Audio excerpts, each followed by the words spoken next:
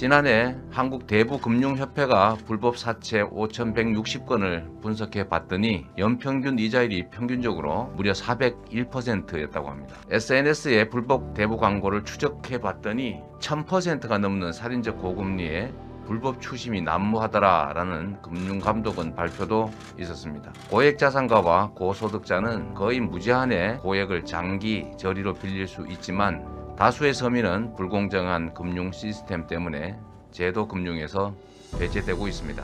특히 청년들의 금융 문턱은 더욱 높습니다. 금융거래 실적도 없고 자산도 없고 소득도 불확실한 청년기의 이러한 특성이 금융시장에서 불리하게 작동하기 때문입니다. 금융은 수익성을 추구하면서도 한편으로 최소한의 공공성을 외면하지 말아야 합니다.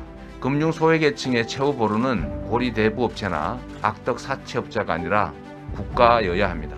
저 이재명이 금융시장을 공정하게 바꾸고 전 국민의 금융기본권을 보장해서 경제를 활성화하고 금융 양극화를 완화하겠습니다. 누구나 금융에 접근하고 최소한의 금융 혜택을 누릴 수 있도록 기본대출과 기본저축으로 구성된 기본금융권을 보장하겠습니다. 기본대출권을 보장해서 국제사회가 권고하는 포용금융, 공정금융을 실현하겠습니다. 국민 누구나 도덕적 해이가 불가능한 최대 1,000만 원 이내 금액을 10년 또는 20년의 장기간 우대금리보다 약간 높은 수준의 저리로 대출을 받을 뿐 아니라 언제든지 갚거나 대출받을 수 있는 마이너스 대출 형태로 수시 입출금 할 수 있게 하겠습니다. 같은 돈이라도 청년기와 장년기의 가치는 완전히 다릅니다.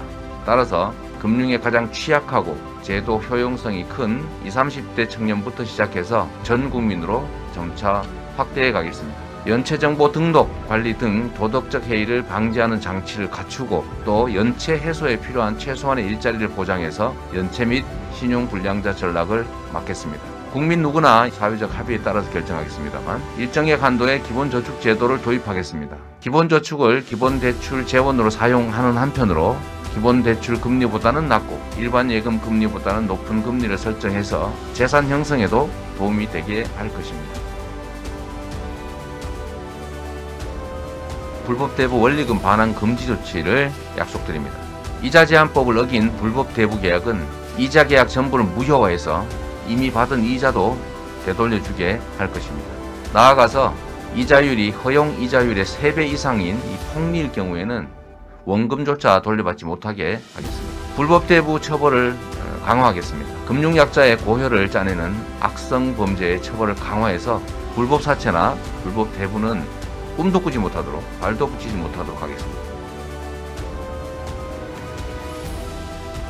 10%씩 경제 성장하던 시대에도 허용 최고 금리는 보통 25%였습니다. 기준금리 0.5%에 성장률이 1%대인 시대에 가난하다는 이유로 서민에게 20%의 이자를 강요하는 것은 헌법 정신의 하후상박, 억강부약의 원칙에 그리고 공동체 원리에도 어긋납니다. 존경하는 국민 여러분, 금융 혜택을 못 받고 고리대부업이나 불법 사채에 늪에 빠진 사람은 높은 이자를 감당 못해서 결국 복지 대상자로 전락할 위험이 크고 이것은 결국 정부의 복지비용 부담도 늘어나게 합니다.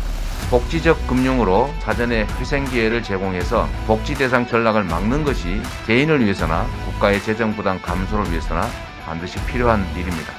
국민에게 최소한의 인간다운 삶을 보장하는 복지 국가라면 누가 말하는 것처럼 가난한 사람은 불량식품이라도 사서 먹을 수 있게 해 배려하는 것이 아니라 건강한 음식 정도는 누구나 먹을 수 있게 해줘야 되는 것입니다. 선진국으로 공인받은 우리나라도 그 정도는 할 수 있고 또 해야 됩니다. 저 이재명이 금융 공정성 확보가 공정성장 정책임을 실적으로 증명하겠습니다. 금융 양극화 완화로 금융 약자의 소비 여력을 증대시키는 것이 지속 성장을 가능하게 한다는 것을 보여드리도록 하겠습니다.